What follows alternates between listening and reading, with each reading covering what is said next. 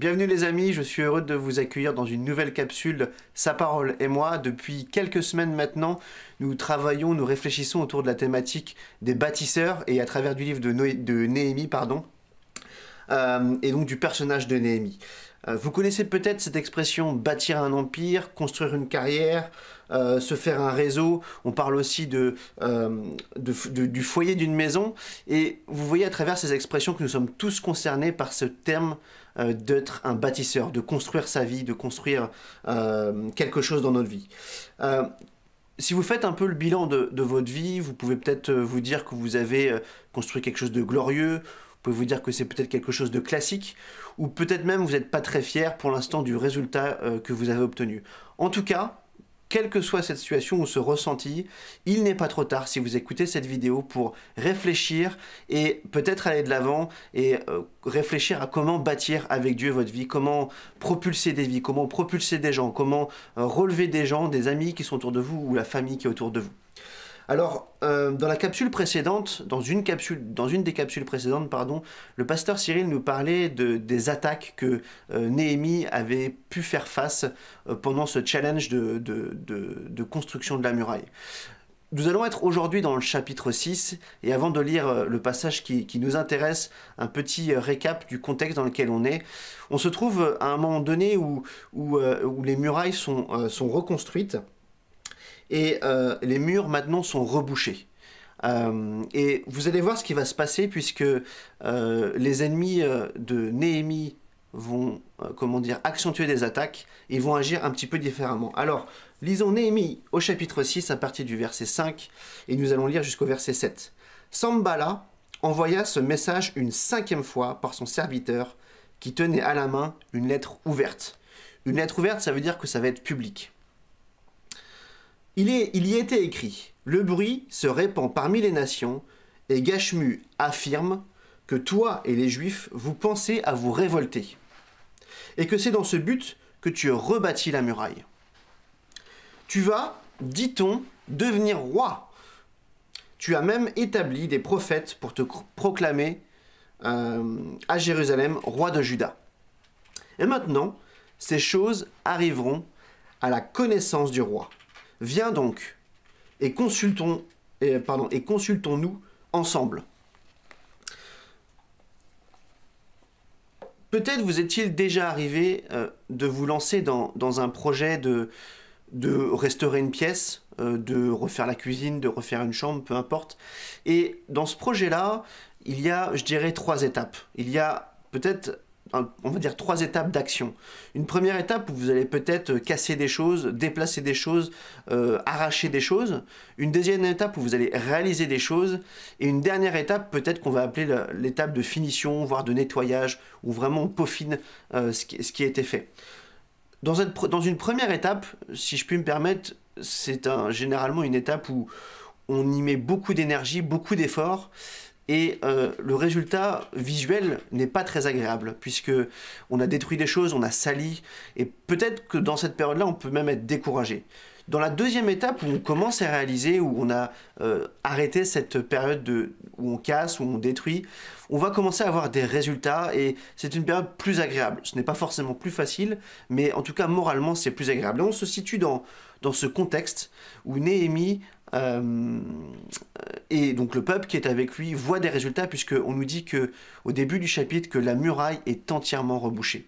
Les portes ne sont pas encore posées, ni les battants, donc il y a encore du travail à fournir, mais visuellement, certainement qu'ils pouvaient se réjouir. Et c'est à ce moment-là que les ennemis de Néhémie vont décider de changer de stratégie, puisqu'on sait qu'ils essayaient de l'accabler. Dans le passage que nous avons lu, on voit qu'ils insistaient, même ils lui envoyaient des lettres et ils essayaient de détourner son attention.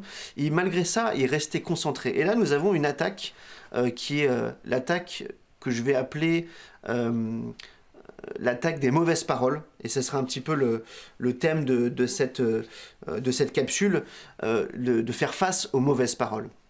Et vous connaissez certainement l'expression « bénir ». Le thème que nous allons aujourd'hui, c'est strictement le contraire. Quand on dit du mal, quand on bénit quelqu'un, on dit du bien à quelqu'un. quand on dit du mal, bah, c'est tout à fait le contraire de bénir, c'est tout à fait le contraire de dire du bien. Et les ennemis de Néhémie sont dans une situation où ils veulent accabler Néhémie, ils veulent accabler le peuple par des mensonges, ils veulent le faire douter, et je ne sais pas si vous avez déjà été confronté à ce genre d'attaque qu'on pourrait appeler de la diffamation, de la calomnie ou d'autres synonymes. Mais si je faisais un petit peu une réflexion sur ce genre d'attaque, on pourrait dire que c'est peut-être presque une attaque puérile. C'est un peu peut-être l'attaque qu'on a rencontrée à la cour de récréation.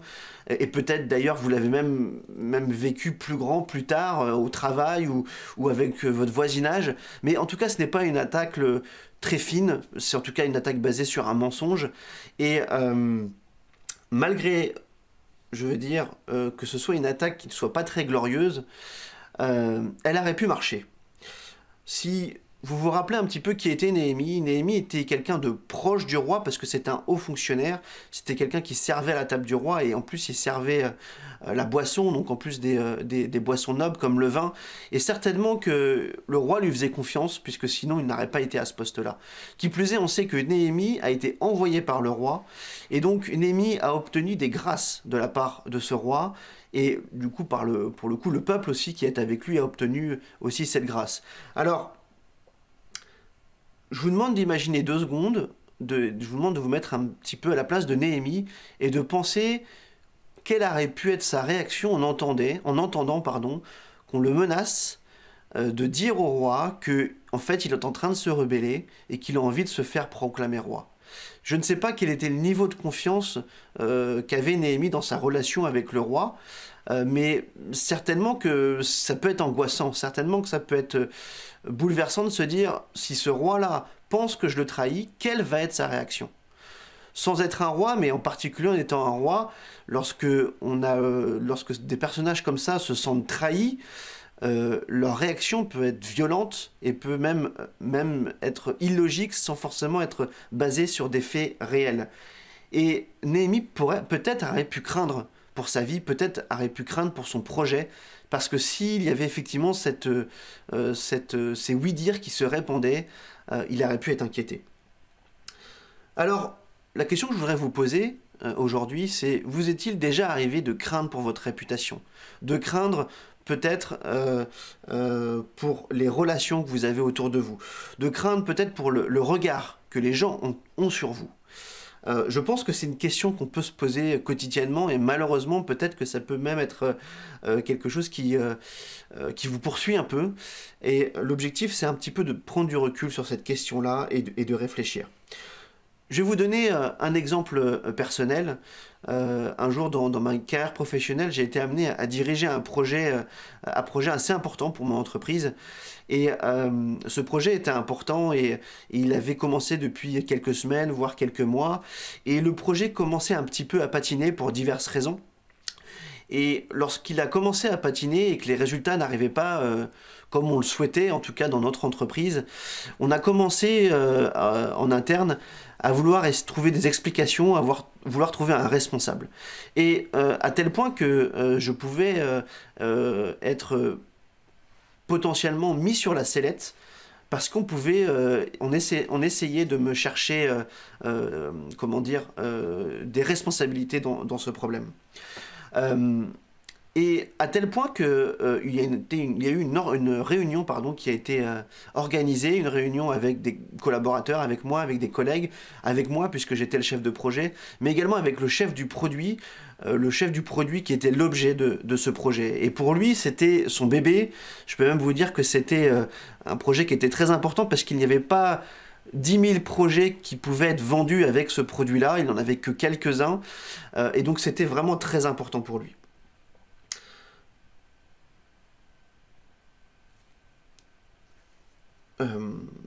Peut-être cela vous est-il déjà arrivé. Peut-être vous êtes-vous retrouvé dans une circonstance où on commençait à vous pointer du doigt, on commençait à dire des choses dans votre dos, on commençait à faire propager des choses qui n'étaient pas vraies, on commençait à vous calomnier. Comment avez-vous réagi à ce moment-là? Peut-être vous avez paniqué, peut-être vous avez eu peur, peut-être vous avez été en colère, peut-être vous avez été énervé. Toutes ces réactions sont logiques et en tout cas, en étant tout à fait honnête, c'est des réactions que j'aurais pu avoir, des pensées en tout cas que j'aurais pu avoir. La nuit qui a précédé cette réunion, qui était prévue, qui était planifiée, je peux vous dire que je n'ai pas beaucoup dormi, pour être honnête. J'ai pas beaucoup dormi parce qu'en fait, je cogitais beaucoup, je réfléchissais aux arguments qu'on pouvait éventuellement monter contre moi et donc du coup trouver des moyens de défense sur ces sujets-là. Et en même temps, je savais que je n'avais pas à lutter par mes propres forces, surtout dans cette situation-là, et donc il fallait que je prie. Donc je faisais des va-et-vient entre des moments où je priais, où j'intercédais, Seigneur, viens à mon secours, et puis des moments où je réfléchissais, où j'essayais de me construire une argumentation et une défense. Et je faisais des va-et-vient, et ça a duré longtemps pendant cette nuit, si bien que je n'ai pas beaucoup dormi, et j'ai fini par m'endormir au moment où j'ai trouvé cette situation, où j'étais apaisé parce que je savais qu'il n'y avait pas d'autre choix que de faire confiance à Dieu. Vous savez, cette pensée-là, on peut l'avoir avec l'intelligence, mais quand on l'a dans son cœur, c'est là qu'on est vraiment en paix, qu'on est vraiment bien. Néhémie a eu le même problème, si j'ai envie de dire. Et Néhémie, lui, s'est tourné vers Dieu. Il n'est pas rentré dans le piège, et si vous lisez le chapitre en entier, vous verrez qu'il en a même d'autres pièges derrière. On essaye de le corrompre, on essaye de l'amener dans un mauvais chemin, et Néhémie reste droit.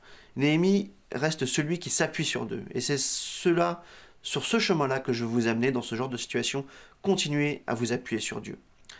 Le lendemain, lorsque donc la réunion est arrivée, donc je me suis connecté, c'était une réunion par téléphone, et sans surprise, effectivement, l'objectif de la réunion était de m'accabler, et j'avais un petit peu l'impression d'être le punching ball dans un match de boxe où on m'envoyait un maximum de critiques, un maximum de choses pour me reprocher ce qui n'allait pas, pourquoi ça n'allait pas bien.